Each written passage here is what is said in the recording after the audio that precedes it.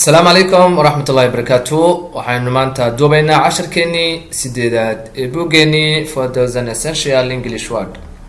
buugga waxaad ka heli kartaa netka. haddii aad netka ka weydana qaybta commentiga ayaad fariin iga kusoo qori kartaa, markaaniga ayaa kusoo diri doona insha allah. unitka afraad qaybtiisa labaad ayaynu dhiganaynaa insha allah. unit kasta ku kooban yahay 20 eray. laylis baa ku xiga, sheekaa ku xigta. wixii laylisiyaa adaan ku daynaya sheekooyinkana markaan buuga dhameeyo ama buugta dhameyno ayaan dib u duubi doonaa haddii lahayd. ereyga koowaad aan ka bilaabaya issue waa arrin. issue waa maxay? waa arrin. an issue, arrin waa maxay? is an important topic, waa mawduuc muhiima. is an important topic, waa mawduuc muhiima. the men, raggii spoke about waxay ka hadleen issue, arrin ayay ka hadleen. that were important to the people, kaasoo muhiima waa maxay dadka. the men, raggii spoke about waxay ka hadleen issues, arrimo that kaasoo were important, muhiim waa to the people dadka. none waa midna. none waa maxay? midna. none means nin micnaheedu waxa weeyaan not any of someone of or something. not any macnaha maaha midna of someone or something, macnaha midna maaha qof ama shay, midna maaha weeyaan. he so spent wuu kharash gareeyay all his money, dhammaan lacagtiisa. he spent all his money, dhammaan lacagtiisa ninkaas wuu kharash gareeyay. there is none left, waxba uma hadhin. there is none left, wax u hadhay ma jiraan ayuu yiri ninkaas. macnaha waa nin intuu yarayda haystay isbaray oo cunay weeyaan. ereyga ku xiga waxa weeyaan waa patient. patient waa dulqaad. if haddii a person qofka is patient uu dulqaad leeyahay, if the person is patient qofka hadduu dulqaad leeyahay, they do not become angry, macnaha ma caroodaan. they do not become angry, ma caroodaan, or amase upset ma caroodaan. maxay? easily, si fudud. easily, si fudud. I have to be patient, waxaanay macnaha nin qof dulqaad leh. and I wait, waxaan sugay until 5 o'clock to leave, macnaha ilaa 5 saac min saacadii intii gaaraysay ayaan sugay ninkaas. ka patient waa maxay? waa dulqaad. positive, positive waa taban. if haddii something is positive, hadduu shay yahay mataqaanaa mid taban, it's good, waa wax wanaagsan. positive and negative bilahaas kala soo kala horjeed. if something is positive, it's good. she has, waxay leedahay gabadhani a positive future, mataqaanaa mustaqbal positive oo mataqaanaa togan. ahead of her after finishing college, macnaha waa maxay? she has a positive future ahead of her, macnaha waxaa ka horeeya mustaqbal mataqaanaa wanaagsan ayaa ka horeeya after kadib finishing markay dhameyso college markay dhameyso bright future baa sugaya gabadhaas. marka ereyga ku xiga banish waa ciqaab. banish, to banish means inaad ciqaabto waa maxay? to make someone suffer, macnaha waa inaad qof dhibto ama waxyeeleyso. kaasoo for breaking the rules and laws, kaasoo wuxuu jabiyey rules and law, sharciyadii iyo maxay? xeerarkii. rules waa xeerar, lawsna waa sharciyad, breakna waa jabin. to banish means micnaheedu waxa weeyaan inaad ciqaabto. make someone, qof inaad ka dhigto suffering, mid ku dhibtoonaya for breaking, inuu jabiyo maxay? the rule, xeerarkii, or amase laws, mataqaanaa sharciyadii. to banish me inaad ciqaabto. my teacher, macalinkaygu, harmi stan wuxuu istaajiyaa. harmi stan wuxuu istaajiyaa in the corner, geeska ayuu istaajiyaa. marka some teachers qofka macalin baa laga dabada u saar, macalin baa laga ardayga xogaa istaajiyo, fuudi la laga yaabo. ereyga waa maxay? represent waa matalaad. represent matalaad.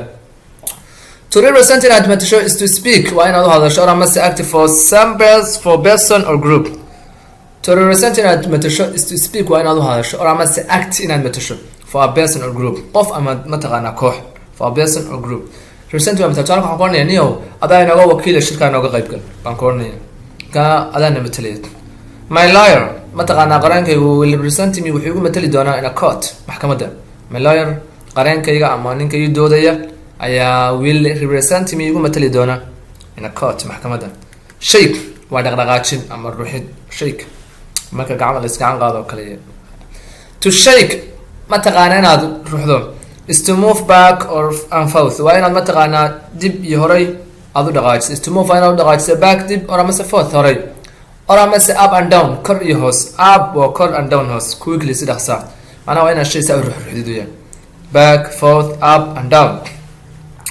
when marka people dadku shake hands ay gacmahooda ruxayaan, it is usually means micnaheedu waxa weeyaan they agree inay israaceen. it usually means they agree, micnaheedu waxa weeyaan wixii mataqaanaa isku raaceen. when the people shake hands, markay dad gacmahooda ruxaan, it usually means they agree. spread waa faafin. spread waa maxay? To spread inaad faafiso is to move quickly or amase more places. Is to move waa inaad u dhaqaajiso quickly si dhaqsa to more places meelo badan mataqaana ku fidiso ama ku dhaqaajiso. Spread waa wax fidiyo tusaale xanuun baa faafay wax fidaya macnaha. Is to move waa inaad u dhaqaajiso quickly si dhaqsa ayaad u dhaqaajinaysaa to more places goobo kala duwan oo badan ayaa ku dhaqaajinaysaa. I like waxaan jecelahay to spread inaan mataqaana faafiyo butter subagayga aan ku faafiyo maxay on my toast waxyaabahan duway taas markan aad wax ukun wax kusameysaa duwanayso kale subag baa saa u daa meel ku daadinaysaa saas aad ugu sii faafinaysaa dee mataqaana ugu baalkinaysaa marka spread waa faafin. Stroll waa socodka yar iska degan ayarka mataqaana ba stroll loo yaqaan.